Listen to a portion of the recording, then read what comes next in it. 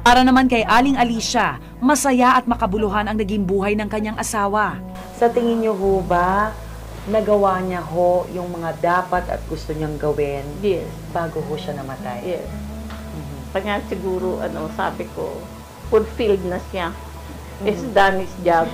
Yes, yes. Sa pamilya niya, sa kanyang mga, not only his immediate family, pati yung kanyang mga yung relatives niya, mga ganun. Mission accomplished. Yeah, kumbaga. mission accomplished. Yay! Di matitira ng mansyon si Cardi!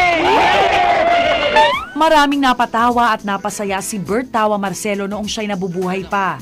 Pero kahit 18 taon na natin siyang hindi nakakasama, ang mga alaalang iniwan niya sa kanyang pamilya, mga kaibigan at tagahanga, hanggang ngayon nakapagpapangiti pa rin.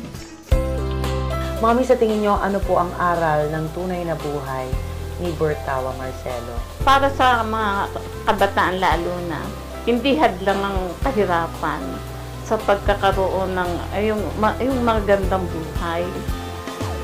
In spite of his hardships in life, he encountered these things.